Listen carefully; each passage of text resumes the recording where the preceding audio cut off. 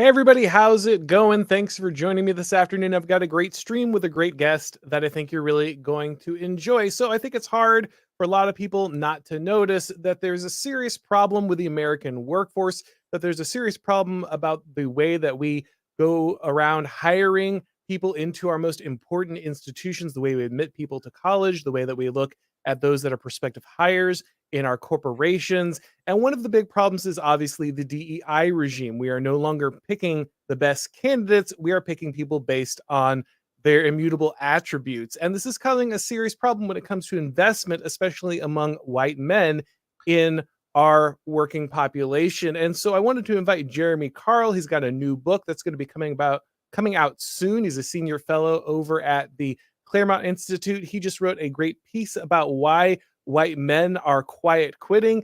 Jeremy, thanks for joining me, man. It's a pleasure to be on, Auron.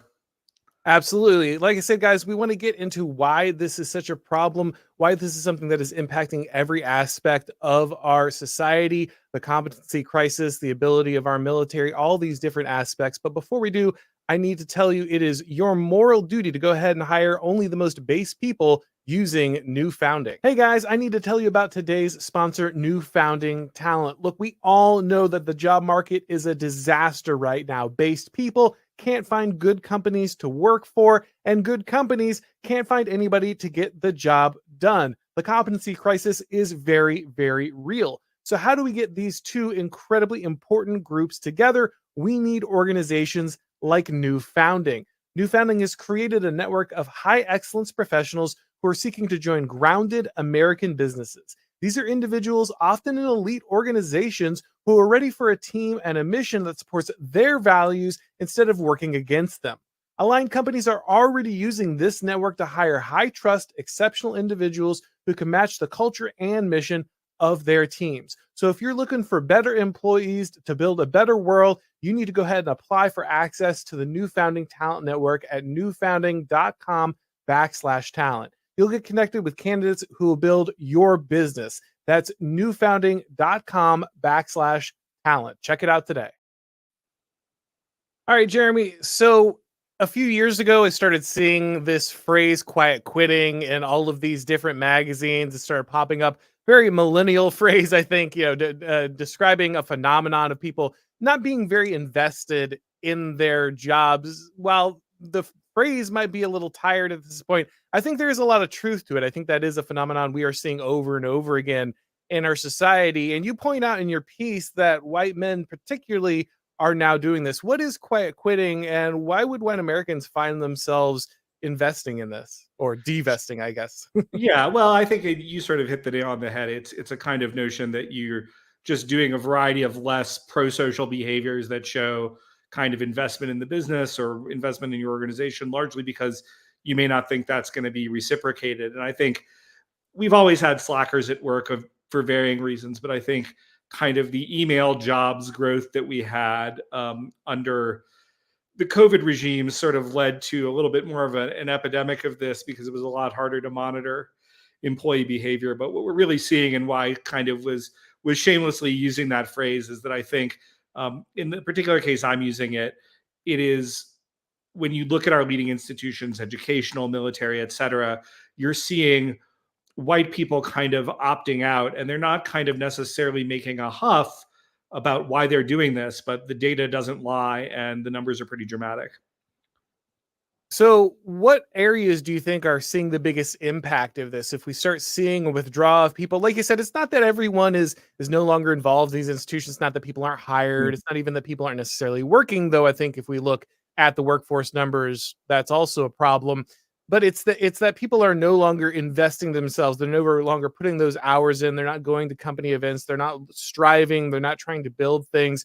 Why is that happening, and what sectors is that impacting the most? Right. Well, I mean, I think we're seeing it in a variety of ways, and you're beginning to see leading indicators. I think one area that got a lot of attention, excuse me, just recently was in the military, where recruitment numbers over just a few years were down enormously among whites on the order of 40%.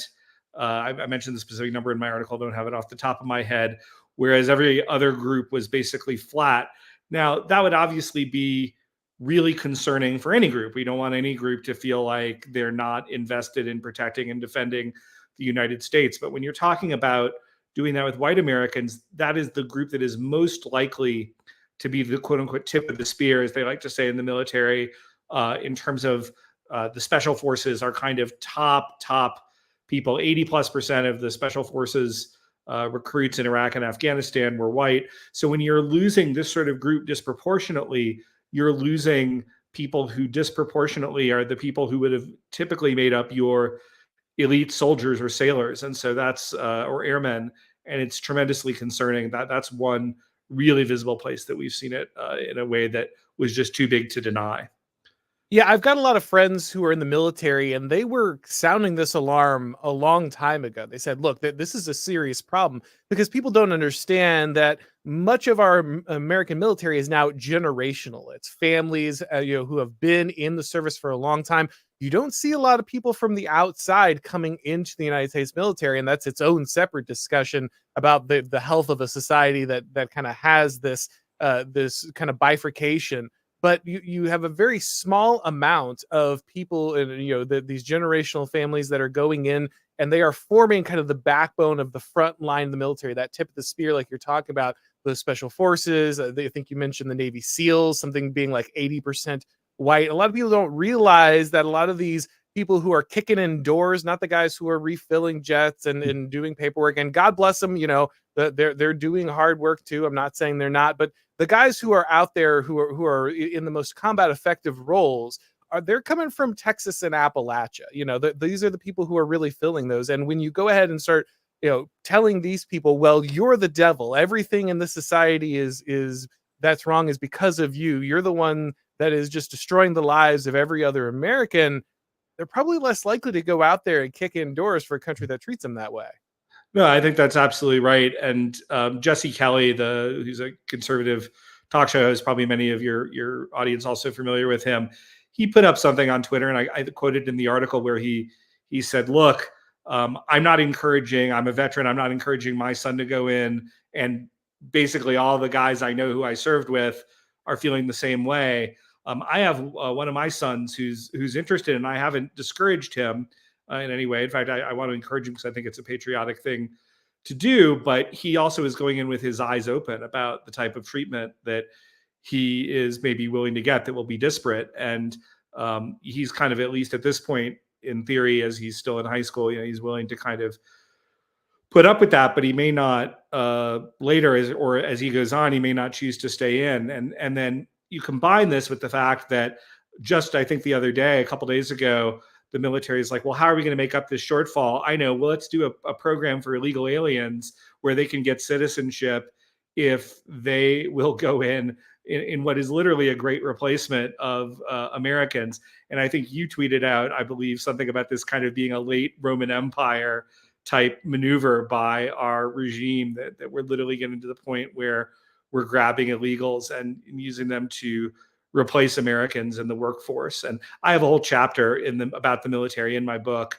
where I kind of go over the many, many ways in which, both overtly and covertly, white American soldiers are currently being discriminated against. And, you kind of look at that and maybe you say, oh, I can do something else with my time. Yeah, it really does feel like we're let's get some of these Germanic people to come fight the rest of the Germanic invaders, and that'll be just fine. I feel like I've seen this somewhere Right. before. Great plan, guys. How could this possibly fail?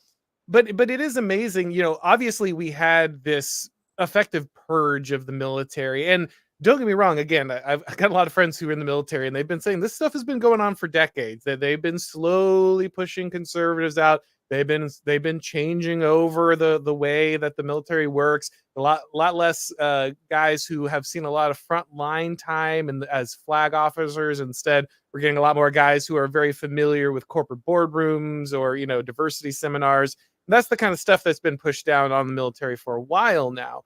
But given the vaccine mandate allowed for this massive ideological purge of the American military. And you can say in one way, well, this is just a ideological purge. It's just a political purge, which is by itself already really concerning. It's a Right. terrifying thing that you're saying, well, it's just that. that's already a very bad.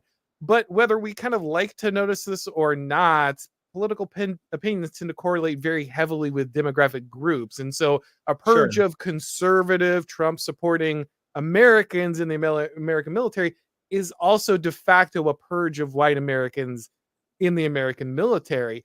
And so Sure. the fact that, this process has been going on for a while, but we got that rapid acceleration, and it happened right around the time we also wanted to like start jailing political protesters and Right. using the state security apparatus to crack down on voting and the ability to share information.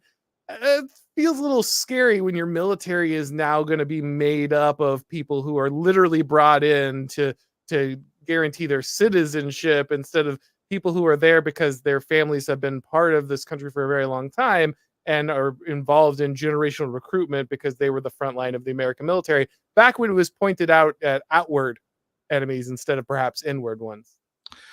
Yeah, absolutely. And it's actually one of the reasons why I think it's really important that if we get a President Trump, as hopefully we will in 2025, he does something with the military where there's some sort of mass offer to all these guys who've been kicked out for vaccine mandates to come back with full credit for time served or whatever. I mean, extra bennies, because this is a friend enemy distinction question. I mean, we've kicked out, regardless of your views on the vaccine pro or con, but we kicked out some of the most conservative and patriotic people in the military. And we want to do is bring those guys back in and advantage them, versus the folks who didn't. But as you also point out, this is highly correlated with demographics. So So obviously we know the military is a big problem. We've seen the recruiting numbers. There's been a lot of stories yeah. about this. I mean, not it's not America relevant directly to America, but Britain has literally floated the draft at this point to try to solve this problem. That's how much they've disincentivized their native population to join their own armed services. But what other sectors in the United States are we seeing this impact?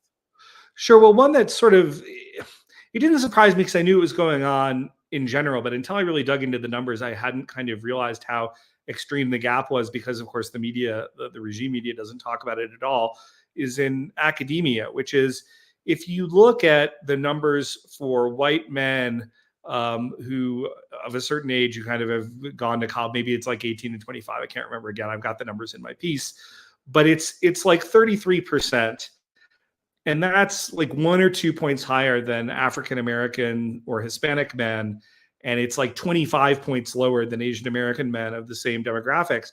But the difference is whites' average SAT scores are much, much higher than African Americans or Hispanics. So if you were expecting, I mean, it's really, you would expect in a totally racially blind system, you'd expect their college attendance numbers to be somewhere in between the sort of low 30s numbers that you're seeing for African Americans and Hispanics and the 60% number or whatever it was that you're seeing for Asian Americans, but you're not. You're basically seeing that number be almost as low as groups that on average are much less college ready than white Americans. What that largely suggests is we've got a huge number of college ready, college eligible white American kids who are looking and saying, I don't see the value for me, or I don't see an opportunity. I'm even going over this. My oldest is a high school junior.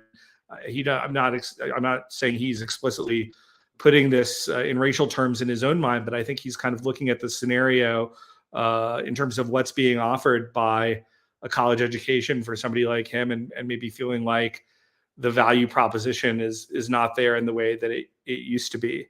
And so it's a tremendous concern. But again, nobody's even talking about it. There is no regime media out there that is concerned about the dearth of qualified white men going to college. So, that's where we are. Yeah, and we see some of these instances pop up, right? You see a plane door blow off in the middle of a flight, or you hear about train crashes. One of the things you brought up in the piece was medical school and the different Sure. entrance levels there. And we know at some level we're as a civilization looking at a competency crisis, and that crisis has to come when you're no longer choosing people based on merit, when you're no longer looking at objective standards for who is able to compete in a workplace, complete a job, be able to go ahead and bring about the essential services necessary for civilization to function. We have a very complex network of institutions that are necessary to operate what is essentially a global empire. And when we go ahead and start picking people because of the way they look instead of the fact that they're actually able to learn, retain, and go ahead and deploy the skills necessary to do these complicated tasks, you can expect continuous degeneration. And like you said, it seems like we recognize culturally that this is an issue, but the media, of course, is very dedicated to making sure we never talk about why it might be an issue. And so, therefore, it feels like the degeneration of the society just becomes part of life, a kind of a gray background, like almost a Soviet, style wasting away. Well, we just can't make bicycles anymore. We've just lost the technology of how to manufacture a car. It feels like we're looking at that rather than acknowledging any of the serious parts of the problem.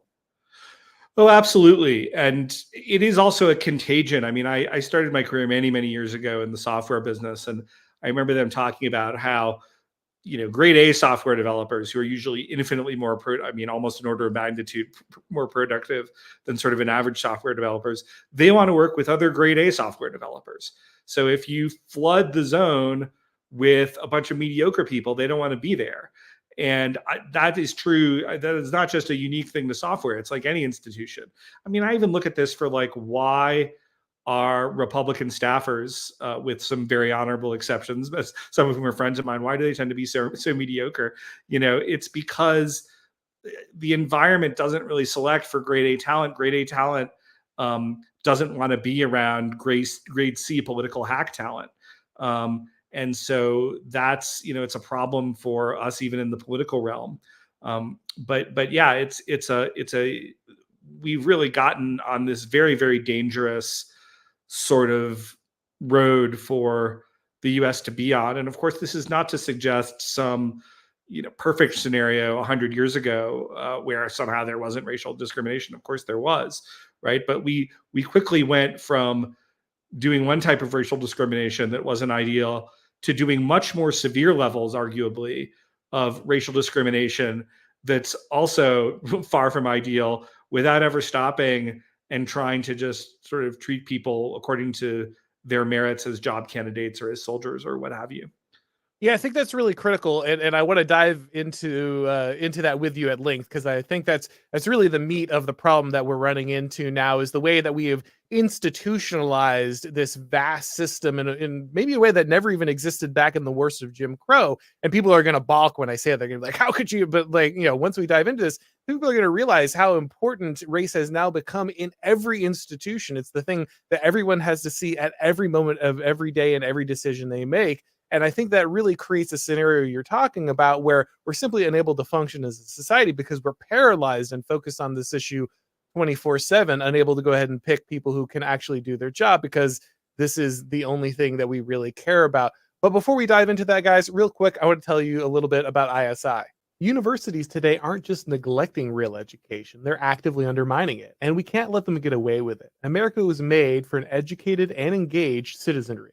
The Intercollegiate Studies Institute is here to help. ISI offers programs and opportunities for conservative students across the country. ISI understands that conservatives and right of center students feel isolated on college campuses and that you're often fighting for your own reputation, dignity, and future. Through ISI, you can learn about what Russell Kirk called the permanent things, the philosophical and political teachings that shaped and made Western civilization great.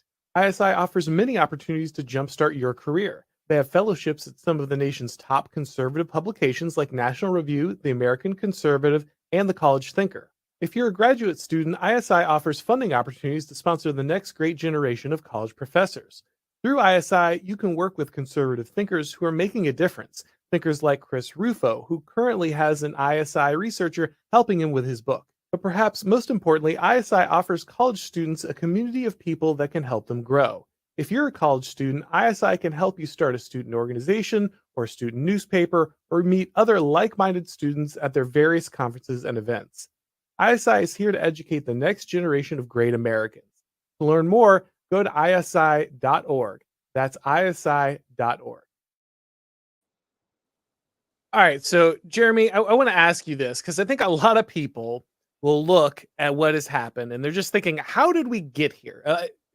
most people, I think conservatives, Republicans, they want to look at what has happened in the United States and they want to see what has happened as progress, right? We don't want overt discrimination holding down Black Americans arbitrarily. We don't want a legislative regime that goes ahead and oppresses people based on their skin color. They really want to reach for that idea that we are picking the best people, that we are choosing people entirely on their character and their merit, right? That these are the things that are the core selection process for what we do. But as you said, it's becoming very clear that we have installed an entire architecture that has made race the most salient thing across every business, every nonprofit, every educational institution, every government. It doesn't matter what your institution is. It's required by law to be obsessed with race at every opportunity. And I think they look at this and they say, how could we possibly have gone from one version of this that a lot of people say, okay, yeah, we need to walk away from this. This is not okay. But we have inverted this so thoroughly to the point where it's almost comical in how we've created this funhouse mirror of discrimination against the population, which was, and still is just barely the majority of the United States. Yeah, absolutely right. And Tucker actually made that precise point in the very kind blurb he gave for my book. But yeah, it's a problem, and I think you're right to focus a lot of attention on civil rights law. There are folks like Richard Hanania who kind of point this out, I think, almost to the exclusion of some other things that I think are also important. But I do think that absolutely civil rights law as currently interpreted, and particularly the accretive additions to the Civil Rights Act of 1964 that happened subsequently, both in terms of administrative interpretation and from Civil Rights Act renewals or kind of additions in the early 1990s, kind of turbocharged this problem. So I do think that that's been really important. However, I also think the kind of the black pill, if you were, is that even if we got fully rid of this, there would be a lot of institutions that I think still had a lot of problems because it's been so baked into our DNA. It's been so baked into our educational institutions and the way particularly younger people are taught, the way they think about things, that even without those sorts of laws, we're still going to have problems. And in fact, there is an interesting Supreme Court case because originally there was, excuse me, a case on disparate impact, which is a civil rights law in the 1960s. It was a Supreme Court ruling that said that basically it was called Griggs versus Duke Power, 1971. And I believe it basically said, if you have a test and that test kind of ends up advantaging one race over another, even if there was no intention to do so, you have to kind of jump through all these hoops to show that it's okay for you to use. And so, of course, most people didn't do that. And then in the late 1980s, the Supreme Court kind of looked at this, and even the much, much more liberal Supreme Court of that era said, whoa, we went too far. We've got racial quotas effectively. And so there was a case called Ward's Cove, and they basically did away with Griggs effectively. They kind of changed the burden of proof.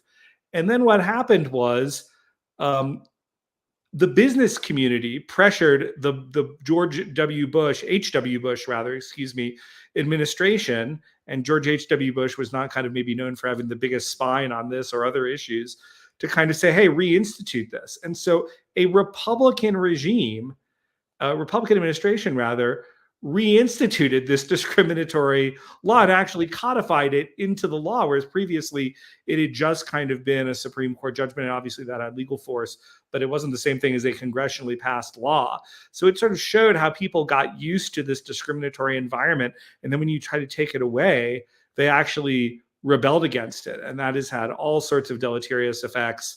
Even to this day, again, I write about this in the book. And by the way, I mean, the conservative civil rights attorneys at the time, and there were a few political appointees, they understood exactly how bad this was going to be when they put this in the 1991, I believe, Civil Rights Act. But there was just a lot of political pressure, and the administration was not successful in resisting that pressure. Yeah, I think you're really right to point out that while this is very heavily a legal issue and there is this entire racial superstructure built into our every institution, that even if that was all to disappear tomorrow, the narrative that undergirds this whole thing is still critical. I mean, we obviously have now theoretically an overturning of some parts of affirmative action from the Supreme Court, right? Sure. But we immediately look at the different educational institutions and they basically laughed at the Supreme Court. They're like, that's nice. We're just going to change everything to dodge this. We've seen little to no change from almost every institution that is currently deploying these racial favoritism, racial bias against white applicants. You still have all of these different, different internships and scholarships and things that are exclusive, racially exclusive. These things have not suddenly disappeared overnight just because some Supreme Court ruling came down. So while it's important to undo much of this legal architecture, I think you're right to say that this goes far beyond simply just going ahead and striking down a law or two or flipping a couple of Supreme Court rulings, because this is baked so deeply into the American identity at this point that it's going to take a whole different type of strategy to go ahead and make that turn around. That's absolutely correct. And in fact, you see this.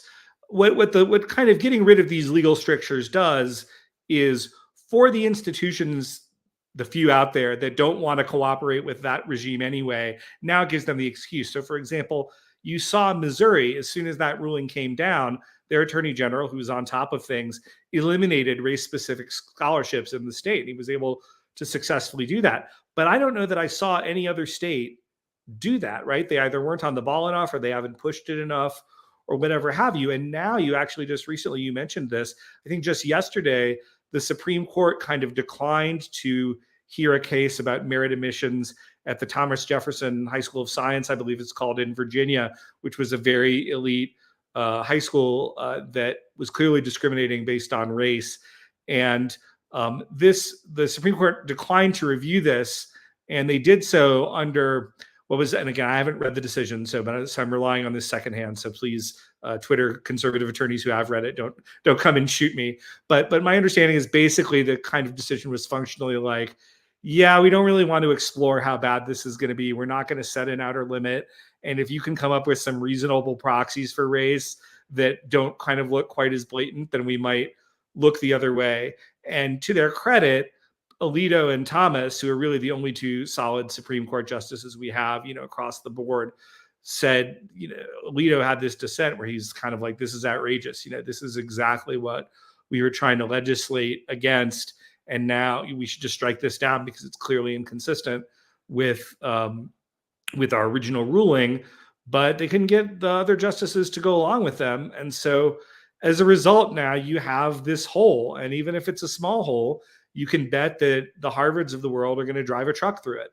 So that's where we are. And it is a cultural problem. It is not just something we can't just lawfare is super important. I talk about lawfare in my book and the importance of it, but it's just one step in a much broader set of things that we need to be doing. It's kind of terrifying that like Clarence Thomas and Samuel Alito are literally just holding American civilization aloft on their backs like Atlas, and if at any moment one of them decides to just shrug, it's all over. Yeah. But here we are.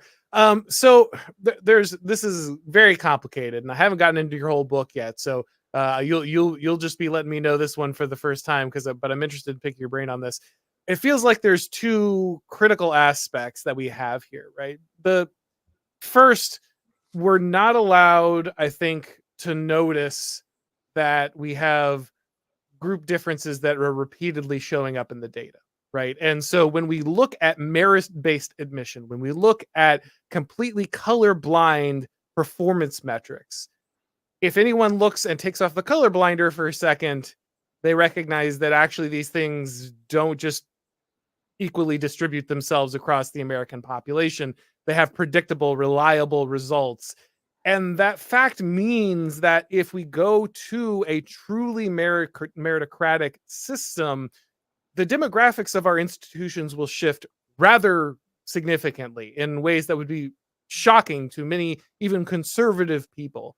And I think that outcome, even though it would be truer to what we say we want from our system, even as conservatives, is so scary for many people that they're unwilling to go ahead and engage with even the most basic implications of what they say is their own ideology, a system where people are judged by the content of their character and their ability rather than the color of their skin.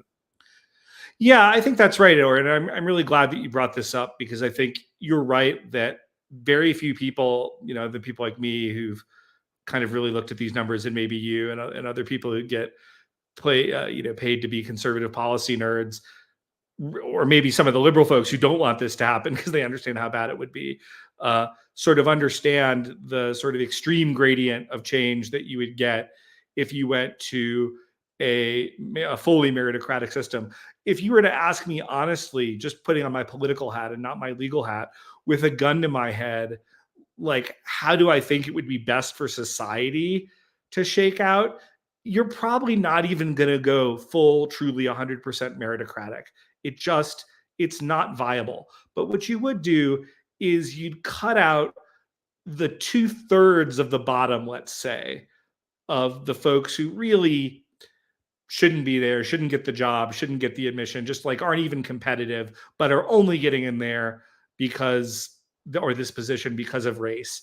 And then when you start dealing with the top 20, 30% of pretty much any group that would have already, which is currently admitted or gets a job under our current system, there may be differences that you could look at and say, um, gosh, you're still advantaging one group or the other. But in terms of social peace, the trade-off may ultimately not be worth it for that last 20% of purely meritocratic judgment. Now, from a legal perspective, obviously, I would like, or just from a personal preference perspective, I would prefer just a purely meritocratic system with the chips fall where they may. When I look at the reality of politics, and I don't just abstract in a nerdy way, I think that is the most likely thing, where you still have pretty significant differences in terms of the racial or other profiles in terms of people who are in senior positions in places, but it's not as extreme as if it were just completely race blind. Because I think you're right, politically, especially in a democracy, I don't know that we can fully get there. And that's, by the way, one of the problems with trying to do this sort of racial bean counting in a continually greater diversifying population, because you put more and more pressure politically on the system to adjust the numbers to look something like the current demographics. So, that's harsh, but I think that's where, even though it would not be my personal preference, it would not be how I would do things if I were hiring, et cetera. But I think that's kind of a best case scenario, or where we'll wind up, which is we'll eliminate the bottom 2/3. I'm making that number up, but I think it's good for argument's sake of pure diversity hires. And the folks who are left, maybe they won't be on average quite as good, but they're still going to be like pretty solid folks. And that's just socially the way things are likely to work out. Well, and I think this is why an immigration moratorium is so critical, because the issues we're talking about right now are incredibly delicate. Like, you can literally feel the live wire next to you when you're talking about them, right? Yeah. And that shouldn't be the case. That shouldn't be the way that we have to live our lives in the United States. But unfortunately, it's just really true.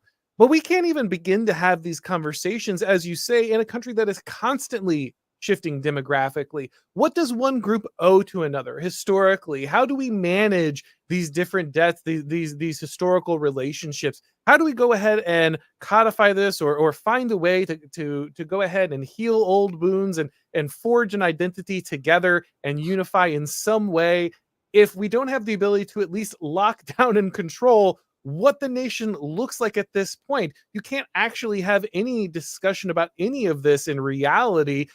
Forget, like you said, some kind of wild veil of ignorance, autism, but actually discussing it in political reality in the way that the groups exist today. You can't discuss that if we literally have one political party who is dedicated to just leaving the border open and letting in as many foreign people as humanly possible to shift permanently and explicitly the demographics of the country. How can you even have a negotiation without first completely locking down what we have here now, so we can talk about these things in a realistic manner?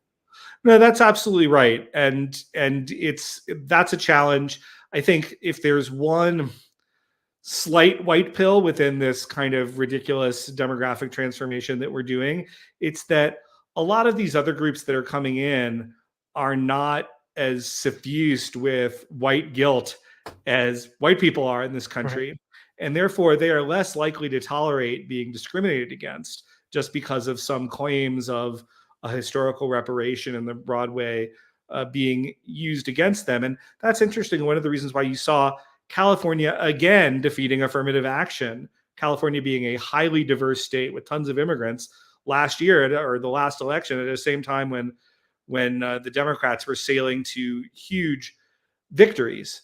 So I do think there are some opportunities, but basically you need to stop. I mean, I call for net zero immigration in the book, um, but if you don't kind of get a handle on some of these issues more broadly, it's not a coincidence that the kind of almost cheesy American heyday of commercials that when you're trying to do, this almost mocking 21st century look at American life, you go back to the 1950s.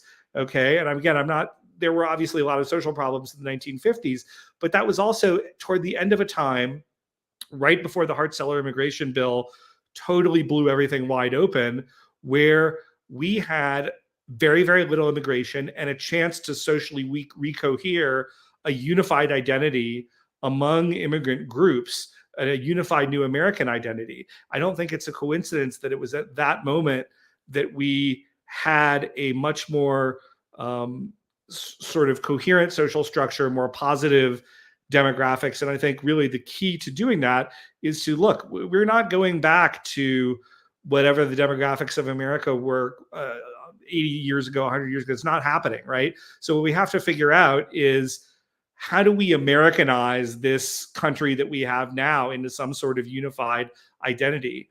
And as you correctly say, the sine qua non of doing that is you've got to shut the border. And of course, that's why the Democrats don't want to shut the border, because they're happy to play racial politics from here to infinity.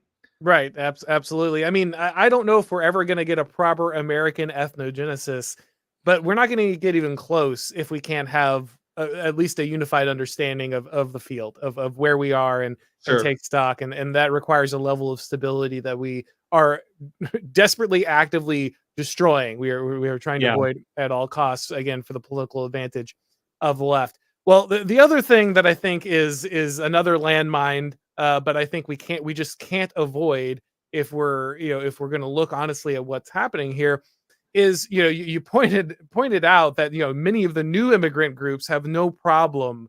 They don't have that level of white guilt. They don't have the problem of Right. feeling like they have to pay some kind of some kind of blood libel tax for everything wrong with the United States, and so they're not going to sit around and take the same kind of crap that kind of your squishy white liberal is. However, this has created the phenomenon inside the conservative new movement where we have to go like find someone of a slightly darker complexion to say something obvious, right? Like this has Right. kind of become Right. the it's very embarrassing that this is a phenomenon that the conservatives, that the right Republicans constantly engage with. It's like, oh good, we have a Hispanic person to say that we need to reduce Right. immigration. Oh good, we have someone from the African American community to say that crime is bad and we need intact families. Like this is, this is something that is very common inside the right. And obviously, this also becomes an issue when we look, as you said, at these different institutions. Even when you get a positive change in a law, you get a Supreme Court ruling or legislative victory of some kind, you almost never have people willing to go advocate. When a law changes or a Supreme Court ruling changes in the favor of the left, they deploy thousands, tens of thousands of activists and lawyers. They descend like locusts on every piece of civic machinery inside the United States and immediately stress to their maximum political advantage, right? Like this is Yeah. why their machine is just so much better than the right, because they're allowed to explicitly say, oh, this victory was just won for Black people, for Hispanic people, for Asian Americans, whatever, and we're going to go force this and maximize this in every scenario. obviously Republicans can't do that. They can't say, oh, actually, we got rid of discrimination for white Americans, and we're going to go make sure that white males are now proportionally represented in every one of these institutions. That is something that will get you immediate accusations of only the most heinous names. And this feels like a very serious block, because if this is the way our politics works, if leveraging these things to continuous advantage is the kind of thing that really is what turns the American political machine, but one group is not able to do that, and everybody else realizes that's like the key to having any kind of political power in the United States, that kind of creates a serious issue when it comes to figuring out what we're doing inside our country. Absolutely, and I'm really glad that you mentioned both of these things. The Republicans never know. They're like the dog who caught the car, and they have no idea what to do. We saw this so visibly with the overturning of Roe v. Wade, where in theory we've been talking about this forever, and we should have had a whole sensible legislative, politically winning legislative and communication strategy ready to go. But we were so unused to winning on any substance that mattered, any issue that mattered, that in fact we were caught completely flat-footed. And the Democrats were able to reverse what should have been our biggest victory. And I think we're beginning to kind of finally right that ship, but only after a number of losses. But even more, I'm glad you mentioned this whole issue of getting the person a slightly darker complexion to say the thing that you want to say. This was something I really fought against. I make this point quite explicitly in my book, in writing the book, because as you can imagine, I got a lot of feedback from friends and others, when I told them I was going to write this book. And one of the most frequent was, hey, that's great. I'm so glad you're doing this. That's really brave of you. It's really important that we talk about this. But boy, it would be better if Candace Owens did this, right? Or something. And I really like Candace Owens. I think she's great. And she's actually touched on these issues, right? But my broader point is no. White people should be able to unequivocally advocate for themselves and and complain about the fact that they're being discriminated against, and that's not just, and it's not American, and we shouldn't have to have somebody else making that point on our behalf.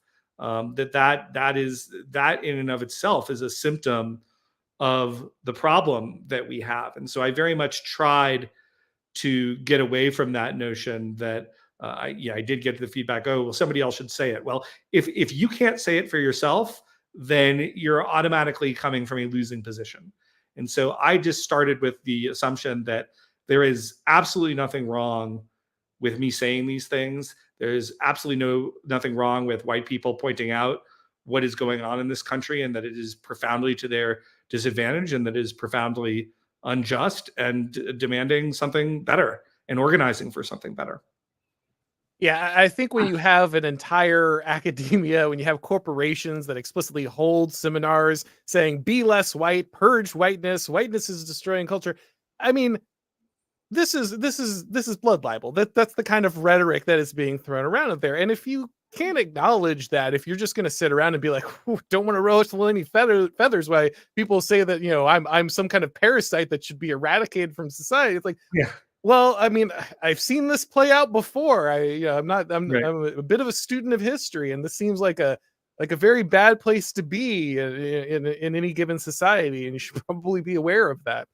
But yeah, Jeremy, I'm excited to go ahead and dive more into the book. I think it's really important. I think it's a topic that while incredibly difficult, is only becoming more important, and we're just not doing ourselves any favor by ignoring it.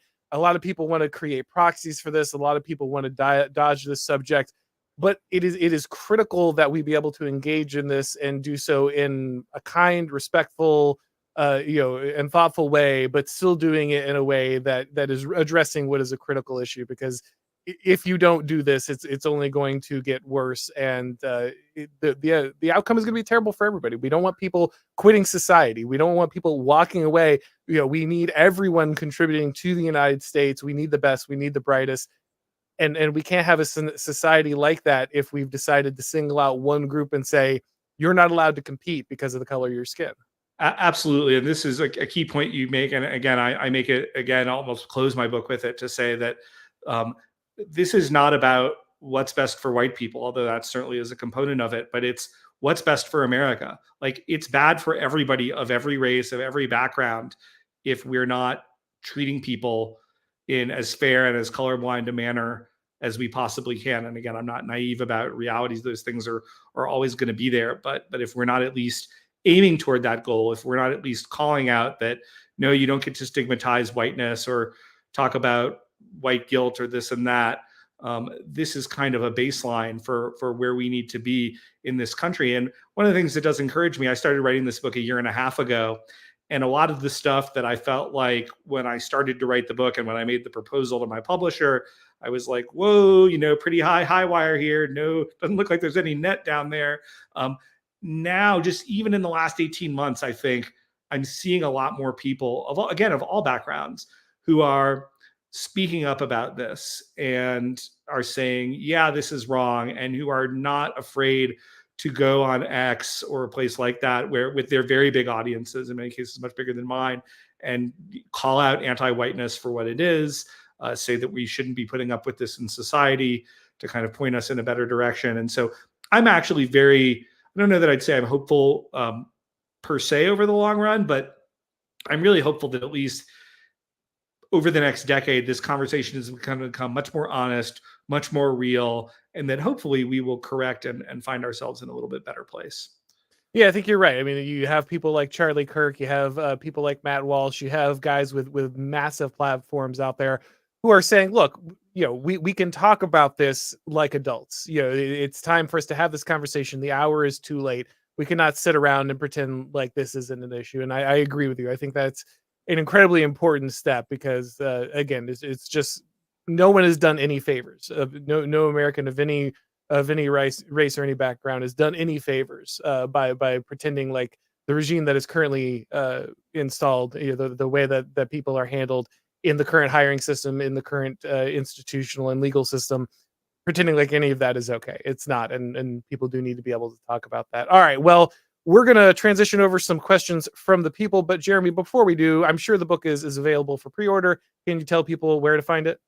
Sure. The book is called The Unprotected Class, How Anti-White Racism is Tearing America Apart. You can find it at Amazon or Barnes & Noble or any of the places online. It'll be out in April, but it is available right now for pre-order. And as a side note, look, of course, I'd love people to order the book and read the book. I'm not getting rich off your purchase of the book. Trust me. I wish it were true. But what you do is if you're finding this type of conversation valuable, even if you think, well, gosh, I really wish you'd made this point or made it differently, the way that we send a message to the mainstream publishing community, and I do have a very mainstream publisher for this, that these issues are important and that we should talk about them, is if they see that people are buying books about this. That's right. The best signal that they can get that, oh, actually there's an audience that cares about this, that wants to do it, that wants to advance the discussion of these issues. So if you think that this even might be of possible interest to you, I'd certainly encourage you to buy a copy and read it. And you can even, once it's out, you can give me direct feedback through that or through my Twitter profile, Real Jeremy Carl, or my new Substack, The Course of Empire, which is jeremycarl.substack.com. Absolutely. All right, guys, let's go ahead and head over to your questions. Crooper Weirdo says we can totally have a government run by foxes, guys. Yeah, we've been stuck in Pareto's fox world for quite a long time. That's why the military is in the shape it is in right now, and unfortunately, that might be the case for a little while longer. Crooper Weirdo says also, you'll feel so silly when we put the woke away, or it's happening even now. You just don't want to see it. There are white boys in the army ads. Yeah, I think most people who watch the show are familiar, but I don't know if you know, Jeremy. I'm in a showdown with a friend of mine, Neva Parvini, on whether or not the woke will be put away, whether we will abandon kind of the blatant diversity propaganda constantly everywhere. My bet is no. But what do you think about that? I tend to agree with you. I mean, I am optimistic that we can actually put together a winning coalition. I'm not black-pilled. I'm not accepting defeat. If I did, I wouldn't have written this book. But I do think I agree with Frederick Douglass, who basically said, power does not concede anything without demand.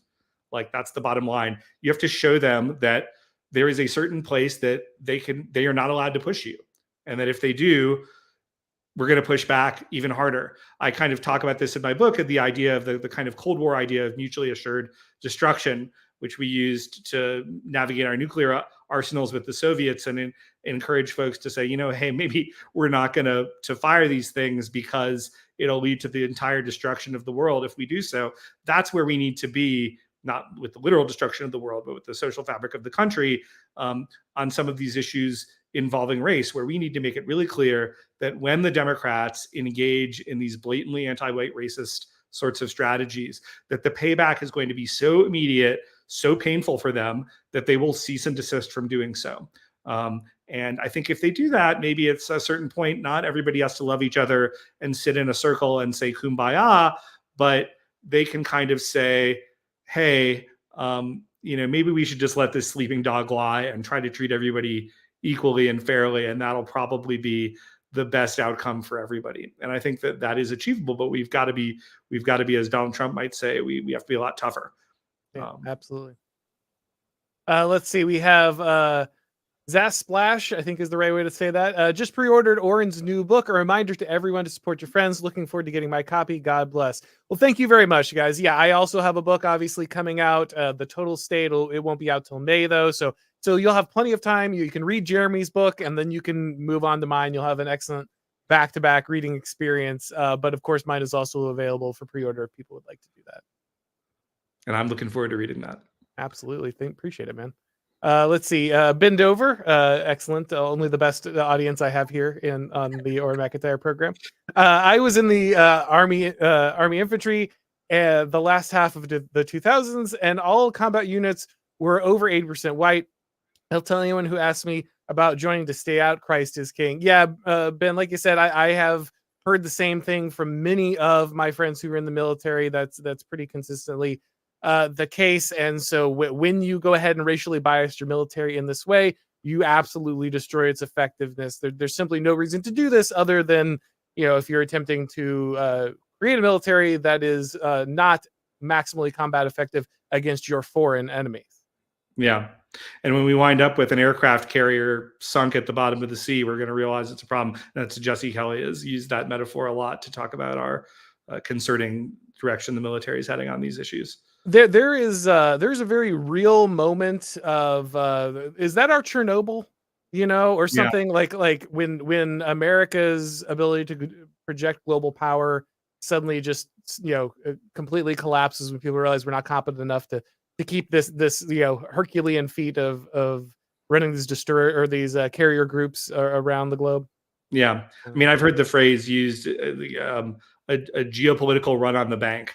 Maybe you may even be seeing it right now, right? Where suddenly people realize that all this bluster that we've had about trying to be everywhere and maximally everything and turn up the weapon shipments of weapons that we don't have with money that we don't have up to 11, that in fact we get our bluff called, we get our butt kicked a couple times, and then we have no credibility anywhere, as opposed to really figuring out where our strategic interests lie, our core strategic interests, and organizing our force so that we are defending those with the maximum seriousness and credibility.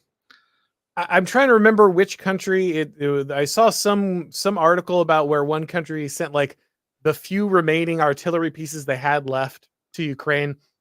And it's like, man, there's just no better way to just explain the travesty that is kind of our global situation, where people are like, yeah, I'll just give away, I'll give away what's left of the few things I have for my nation's own defense of its own people, just so I can throw this into a war that is absolutely not going to be won by Ukraine and is really just this way to fund defense contractors and kind of attempt to punish the political enemies of some of the deep state. Amazing thing to watch, really is. Let's see. Tiny Rick here says, White Pill, my direct experience in the insurance industry, small companies less than 100 people, has been free of DEI. Everyone on team is a DEI refugee from one of the insurance mega corporations. Yeah, this is something I actually wanted to touch on. So thank you, Tiny Rick, for bringing this up, because I forgot to bring this up. One of the effects that's going to happen here, right, is that if all of these competent people are quiet quitting large corporations, major institutions, these kind of things, that talent, I mean, a lot of these people will just end up playing video games, I guess, but some of that talent's going to go into unorthodox places, right? We're going to see these surges of talent in institutions that are, or in places that are not major institutions.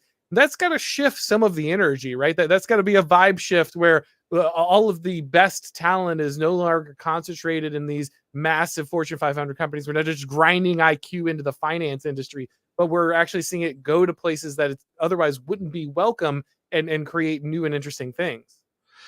Absolutely, and I'll give a free plug for your early sponsor, New Founding. My friend Nate Fisher and team doing that. I think this is a great example of a kind of attempt to grow aligned businesses, as he sort of diplomatically, I think they put it in their advertising, but really to kind of find non-woke people who are very talented who'd like to work together, and certainly encourage your listeners in the job market to go out and look there, or to post jobs there.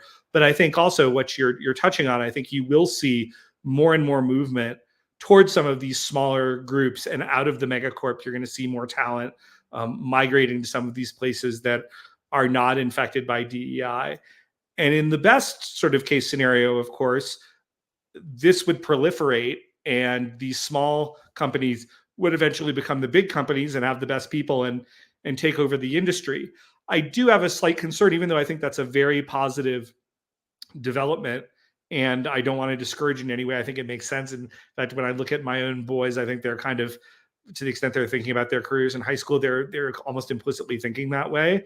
But kind of totally abandoning all of the elite corporations that are still going to be elite probably for a while has its own dangers. And I'm not willing to, we've totally lost academia. And it's not clear to me the fact that we are going to offer a better education at the University of Austin or at Hillsdale or whatever really totally makes up for the fact that we don't have anywhere in the Ivy League, right? So I think it's great that folks are DEI refugees and finding and starting their own businesses. And that's wonderful. And I want to encourage that. But I don't think it totally solves the broader problem of the fact that the leading institutions have been so corrupted. Yeah, that dovetails a little bit into Tiny Rick's other comment. In the long run, legitimate talent prevails. That said, how much more medical malpractice or air disaster are we in for in the short run? Yeah, I mean, I understand what you're saying, and to some extent that's true, right? Eventually it will win out, but that doesn't mean that like certain systems can't collapse in the meantime. The truth is that we are deep into the problem of Pareto's kind of circulation of elites. We are not bringing in new talent. We've completely ostracized a clear section of the population that needs to bring new blood in to go ahead and renew what's left of kind of the United States. And because we're not doing that, we're going to have these system failures. And I don't think people are going to change those ideas until we see really serious consequences. I wish that wasn't the case, but if I'm making kind of my learned guess, that would be it. Yeah, and I think that's right. And unfortunately, people like to talk about the planes falling out of the sky. I think you'd need a lot of those before people would really change their view, because there's always going to be some plausible explanation that is not the explanation that's staring you right in the face for medical malpractice, for the collapse of these things. There's always going to be a political incentive to pretend it's something that it isn't. And so you're going to really need to see just incredibly severe kind of collapse of these systems before they'll kind of break on their own. And again, if you were to use an ancient Roman sort of metaphor, people have argued kind of the Roman Empire sort of was in collapse for multi-hundred years, right, before it finally fell. So as Edmund Burke, I believe, said, there's a great deal of ruin in a nation. And I think unfortunately, if we don't correct, there's quite a bit further that we could fall before we'll really, finally decide that enough is enough. Yeah, you beat me to my favorite Black Pill quote. Well done. It's a good quick draw there. Thugo says, what would happen if mass numbers of illegal immigrants went to Congo, Sudan, or Saudi Arabia? Well, I don't think they would get into Saudi Arabia. I don't know that Sudan or Congo has the level of control to actually avoid that outcome. But I don't think any of those countries, I think your point is well taken, Thugo. I don't think any of those countries would be very happy for that. And you can tell because a large number, to be clear, a lot of the countries that are involved in this kind of land bridge to the United States, they only allow these people to pass through because they are passing through. They know that they'd have a difficult time stopping a large number of immigrants. And so the deal is basically, well, you can go ahead and get through here as fast as possible. That's the only reason we're going to let you into either side of our border. So I think even the countries through which these migrants flow wouldn't want them to be there. And then the only reason they're allowing to pass through in the first place is that they won't be stopping in those countries. Absolutely. And I think the sort of better country to use as an example is China, which lets in just a few thousand immigrants per year. I mean, something ridiculously low. And in fact, I think you could plausibly make an argument that China would be better off, particularly with high skilled immigrants, if it took more. Like, to me, China needs more Hong Kongs and more Shanghais with that kind of international city. I mean, I have spent a fair bit of time there, and it's not, they sort of suffer from being maybe a little bit too closed in. But the point is, nobody is suggesting to China that there's anything wrong or immoral about them having basically a completely closed border.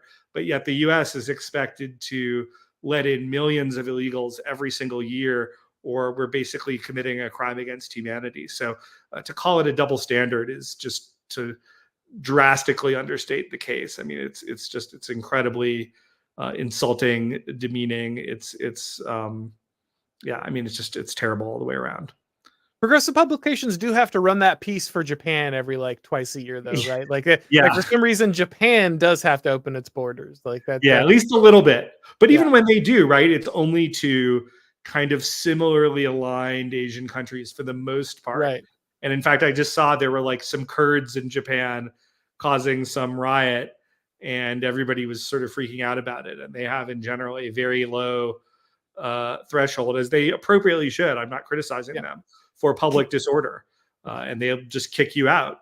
And I totally support that. And I wish we were doing the same thing here. I mean, I would love El Salvador level governance in America, let alone Japan level governance, as opposed to what we have here, which is pretty much slow motion total state failure. Yeah, isn't that fantastic when you're wishing for the competence of the El Salvadorian government in your first world country? Yeah, Japan, keep the immigration policy. Just start having sex, guys. All right. Right. Tiny Rick again says, Jeremy, you're spot on. I just learned about these ideas from Shelby Steele. Extremely refreshing. If you see someone that looks like me articulating them, pro-white does not mean equate to anti-black.